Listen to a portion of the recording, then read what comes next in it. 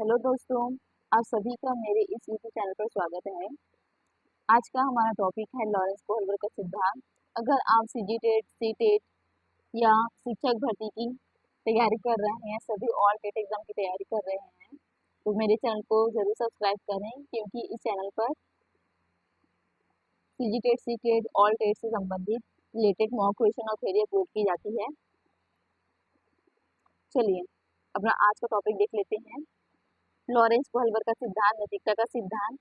American मनोवैज्ञानिक Lawrence Kohler द्वारा प्रतिपादित नैतिक विकास का सिद्धांत यह समझाता है कि बच्चों और व्यक्तियों में सही और गलत की समझ, नैतिक तर्क शक्ति समय के साथ, उम्र के साथ कैसे विकसित होती है, कैसे खुद से निर्णय लेने की क्षमता आती है उम्र के साथ। यह सिद्धांत प्रसिद्ध मनोवैज्ञानिक जीन पियाजे के संज्ञानात्मक विकास के विचारधाराओं पर आधारित है। लॉरेंस कोहलर जीन पियाजे के संज्ञानात्मक विकास के सिद्धांत से प्रेरित थे। लॉरेंस कोहलर ने अपने इस सिद्धांत में एक काल्पनिक कहानी बनाई थी, जिसमें सही और गलत की डिसीजन लेने की, नैतिक डिसीजन लेने की जो दुविधा है, इसको समझाया गया था। चलिए तो इस कहानी को देख लेते हैं, काल्पनिक कहानी को। हिंज की दुविधा। यह दुविधा लॉरेंस कोहलर के नैतिक सिद्धांतों से संबंधित है। चलिए इसको देख लेते हैं। हिंज की पत्नी बहुत गंभीर बीमारी से पीड़ित थी। डॉक्टर ने उन्हें एक दवाई बताई जिससे उसकी पत्नी की जान बचाई जा सकती थी, और वह दवाई लाने के लिए वह दुकानदार के पास जाता है। हिंज जो अपनी पत्नी की जान बचाने के लिए दुकानदार के पास गया, दवाई की दुकान पर। तो उस दुकानदार ने उस दवाई की कीमत 2000 रुपये बताई, या उससे ज्यादा बताई। ये कहानी है ये। तो हिंज के पास इतने पैसे नहीं थे कि उस दवाई को खरीद सके, बहुत ज्यादा, उसके लिए बहुत ज्यादा थी कीमत। फिर हिंज क्या करता है, अपने जो पहचान के लोग थे, अपने रिश्तेदार, अपने दोस्त, बहुत से लोगों से उन्होंने मदद मांगी, और मदद मांगी तो मदद मिला भी, लेकिन इतने पैसे वह जुटा नहीं सका, मतलब 2000 रुपये जुटा नहीं सका। जब उसके बाद पैसे जुटा नहीं सका तो वह दवाई की दुकान पर जाता है और दुकानदार से विनती करता है कि वह उसे दवाई दे दे।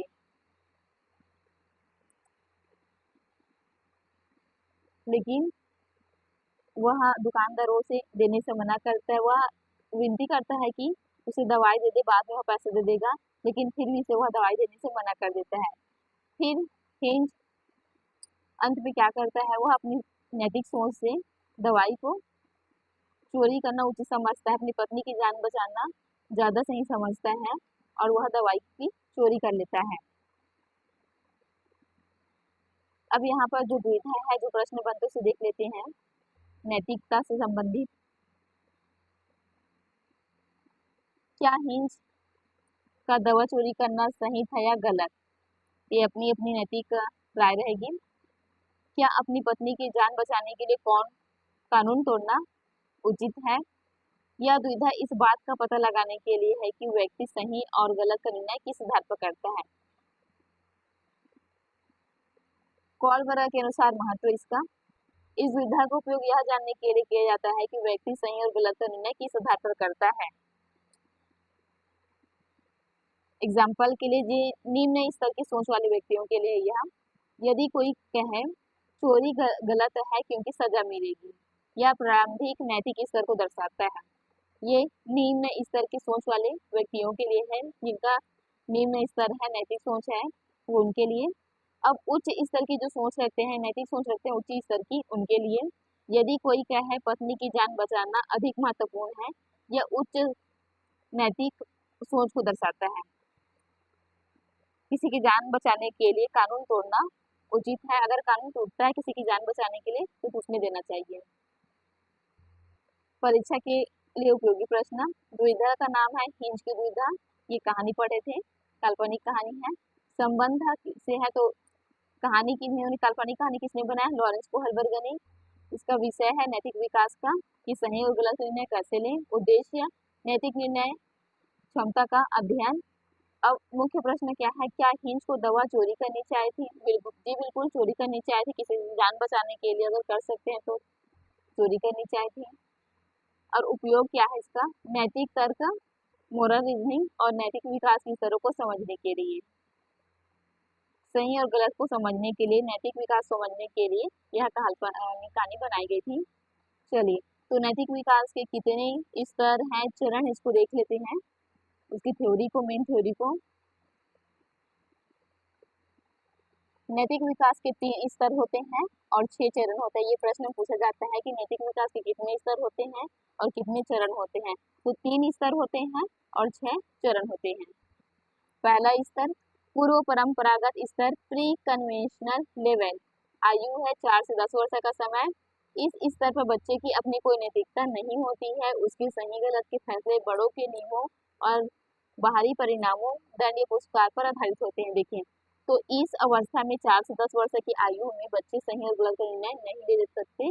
जो बड़े सही और गलत को समझाते उसके हिसाब से ही सही और गलत का निर्णय लेते हैं। चरण फर्स्ट, पहला चरण स्तर पहले के अंतर्गत पहला चरण आज्ञाकारिता और दंड अभिविन्यास, ओबीडियंस एंड पनिशमेंट। बच्चा नियमों का पालन सिर्फ इसलिए करता है ताकि उसे सजा न मिले। जैसे हिंज को चोरी नहीं करनी चाहिए थी क्योंकि पुलिस उसे पकड़कर जेल भेजेगी। देखिए, इस समय आयु में 7 से ज्यादा सोचनी होती है, तो यहाँ पर यही सोच बताई गई है कि हिंज को चोरी नहीं करनी चाहिए थी क्योंकि पुलिस उसे पकड़कर जेल में भेज देती, सजा दे देती करके। नेक्स्ट चरण है 2 साधनिक सापेक्षतावादी अभिविन्यास, individualism and exchange, tight for tat. इसे जैसे को तैसा, जैसे को तैसा भी कहते हैं।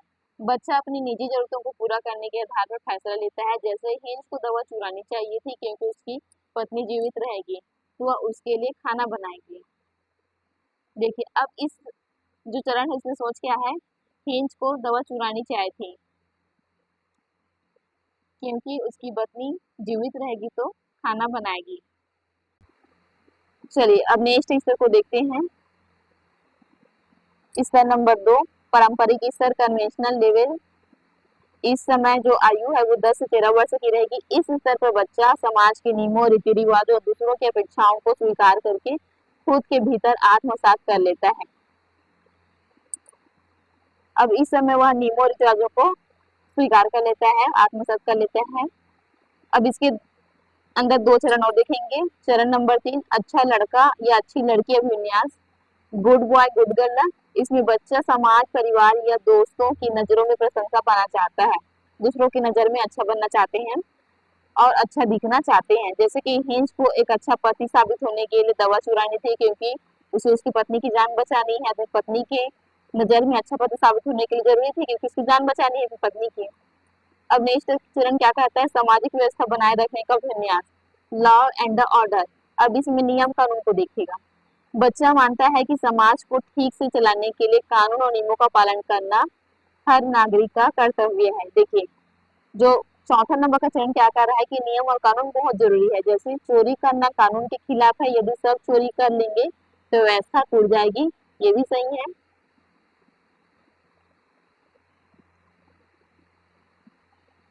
अंतिम स्तर, तीसरा स्तर उत्तर परंपरागत स्तर, पोस्ट कन्वेंशनल लेवल। आयु है 13 वर्ष से ऊपर तक। जो पहला स्तर था 4 से 10 वर्ष का था और दूसरा स्तर था 10 से 13 वर्ष का था, और जो जो अंतिम स्तर है, तीसरा स्तर है, उत्तर परंपरागत स्तर है, ये है 13 वर्ष की आयु से ऊपर का। यह नैतिकता का सर्वोच्च स्तर है जहाँ व्यक्ति समाज के नियमों से ऊपर उठकर अपने अमूर्त और आंतरिक सिद्धांतों के आधार पर सही गलत का फैसला करता है। इसमें न नियम देखता है न कुछ करता है, सिर्फ अपनी सोच, अपने सिद्धांतों के आधार पर सही गलत का निर्णय करता है वह।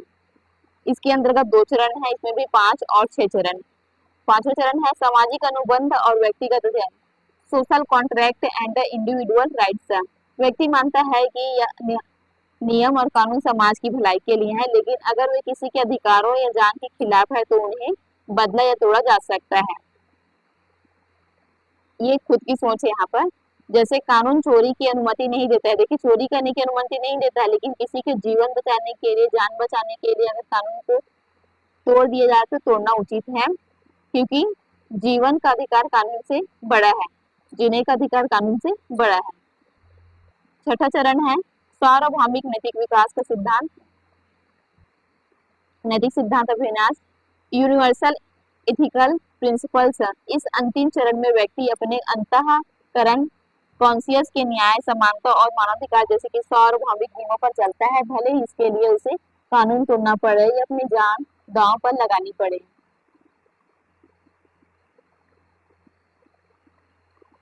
अब देखिए यहाँ पर कोलबर्ग के जो सिद्धांत इसकी आलोचनाएं भी की गई थी, तो क्या क्या आलोचनाएं की गई थी। हालांकि यह सिद्धांत बाल विकास और मनोविज्ञान में बेहद महत्वपूर्ण है, लेकिन इसकी प्रमुख आलोचनाएं भी हुई है। लैंगिक पूर्वाग्रह, जेंडर बियास। प्रसिद्ध मनोवैज्ञानिक कैरोल गिलगिन ने तर्क दिया कि कोलबर्ग का परीक्षण केवल लड़कों लड़कियों पर आधारित था। पुरुषों की नैतिकता न्याय जस्टिस पर आधारित होती है, जबकि महिलाओं की नैतिकता देखभाल और रिश्तों पर केयर एंड रिलेशंस पर टिकी होती है, जिसकी कोलबर्ग ने उपेक्षा की है। ये बात सही है। लड़कियों और लड़कियों में भेद को बताया गया यहाँ पर। सांस्कृतिक भिन्नता, कल्चरल बियास। यह सिद्धांत पश्चिमी देशों की व्यक्तिगत सोच को अधिक महत्व देता है, जबकि सामूहिक संस्कृतियों जैसे भारत या पूर्वी देश में समाज रिश्तों को महत्व अलग होता है। विचार बना व्यवहार, रीजनिंग वर्सेस बिहेवियर। नैतिक रूप से सही सोचना और वास्तविक स्थिति आने पर सही व्यवहार करना, दोनों में बड़ा अंतर होता है। यह सिद्धांत केवल नैतिक सोच को मापता है, व्यवहार को नहीं। सिर्फ नैतिक सोच को मापता है, यहाँ पर व्यवहार को नहीं दर्शाता है यह सिद्धांत। चलिए, जैसे कि सभी वीडियो में हम मॉक प्रश्न देखे थे, तो इस वीडियो में भी 20 मॉक प्रश्न देखेंगे। लॉरेंस बर्ग कोलबर्ग के नैतिक विकास सिद्धांत संबंधी 20 मॉक प्रश्न।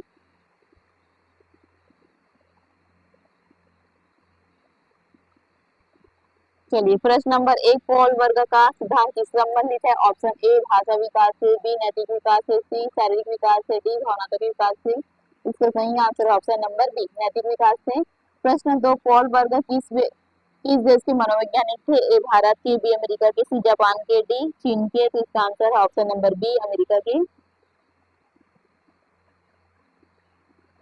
प्रश्न नंबर 3, कोलबर्ग के नैतिक विकास को कितने स्तरों में बांटा गया है? ए 2, बी 3, 4, सी 4 और डी है 5। इसका आंसर हुआ ऑप्शन नंबर बी 3।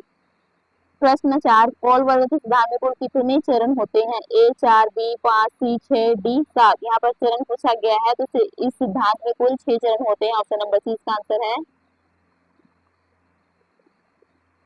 प्रश्न नंबर 5, प्रारंभिक नैतिक स्तर को क्या कहा जाता है? ऑप्शन ए परंपरागत स्तर, बी उत्तर परंपरागत स्तर, सी पूर्व परंपरागत स्तर और डी है सामाजिक स्तर। इसका सही आंसर है ऑप्शन नंबर सी पूर्व परंपरागत स्तर।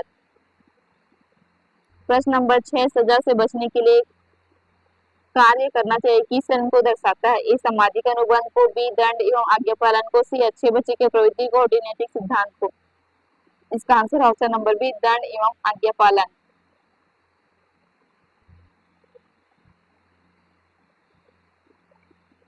प्रश्न नंबर 7, अच्छा बच्चा अभिन्यास किस स्तर में आता है? ए पूर्व परंपरागत, बी परंपरागत, सी उत्तर परंपरागत और डी इनमें से कोई नहीं। इसका आंसर है ऑप्शन नंबर बी परंपरागत।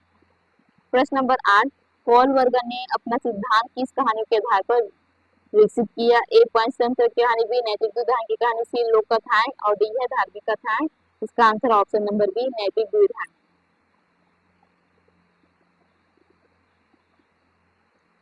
प्रश्न नंबर 9, हिंस की दुविधा किससे संबंधित है? ए भाषा विकास से, बी नैतिक निर्णय से, सी खेल सिद्धांत से, डी बुद्धि परीक्षण से। इसका आंसर है ऑप्शन नंबर डी नैतिक निर्णय से।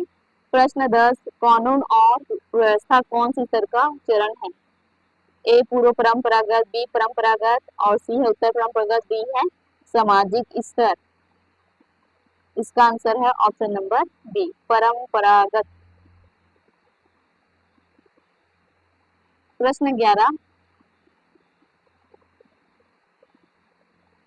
सामाजिक अनुबंध किस स्तर में आता है? ए पूर्व परंपरागत, बी परंपरागत, सी उत्तर परंपरागत, डी है नैतिक स्तर। इसका आंसर होगा ऑप्शन नंबर सी नैतिक उत्तर परंपरागत। प्रश्न 12 कोहल वर्ग का सिद्धांत मुख्यतः किस पर आधारित है?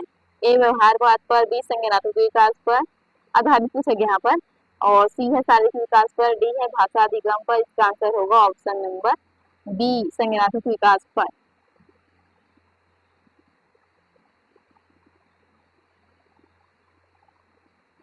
प्रश्न 13 कोहल वर्ग किस मनोवैज्ञानिक से प्रभावित है? ए स्किनर, बी पियाजे, सी पाउला, डी फ्रायड।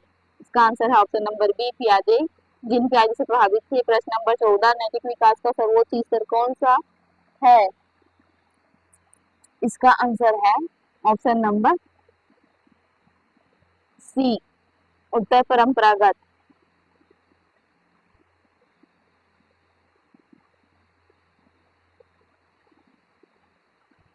प्रश्न 15 सार्वभौमिक नैतिक सिद्धांत कौन सा चरण है? ए प्रथम, बी द्वितीय, सी पंचम और डी है षष्टम। इसका आंसर है ऑप्शन नंबर डी षष्टम। प्रश्न 16 कोहल वर्ग के अनुसार नैतिक विकास किस प्रकार होता है? अचानक, ए अचानक, बी चरणबद्ध, सी जन्मजात और डी है अनियमित। इसका आंसर है ऑप्शन नंबर बी। देखिए चरणबद्ध होता है, उसके 6 चरण होते हैं।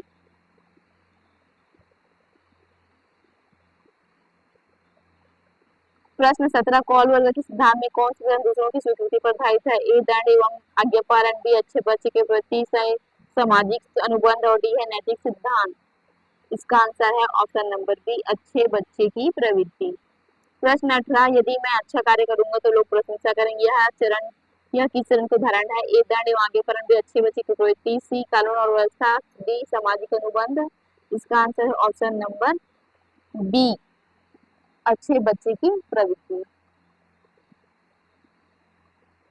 प्रश्न नंबर 19 कोहल वर्ग के अनुसार नैतिक विकास का संबंध किससे है? ए सोचने की क्षमता से, बी केवल आयु से, सी केवल शिक्षा से और डी है केवल परिवार से। तो इसका सही आंसर है ऑप्शन नंबर ए केवल सोचने की क्षमता से। सही और गलत की सोच की क्षमता से। प्रश्न 20 अंतिम प्रश्न हिंज की दुविधा का मुख्य उद्देश्य क्या है? ए बुद्धि मापना, बी व्यक्तित्व परीक्षण और डी सी है नैतिक तर्क समझना, डी है भाषा ज्ञान मापना। इसका आंसर होगा ऑप्शन नंबर सी नैतिक तर्क समझना। Thank you everyone. वीडियो पसंद आए तो एक लाइक शेयर जरूर करें, साथ ही मेरे चैनल को सब्सक्राइब करें और मेरे इस छोटे चैनल पर अपना सपोर्ट बनाकर रखें। Thank you everyone.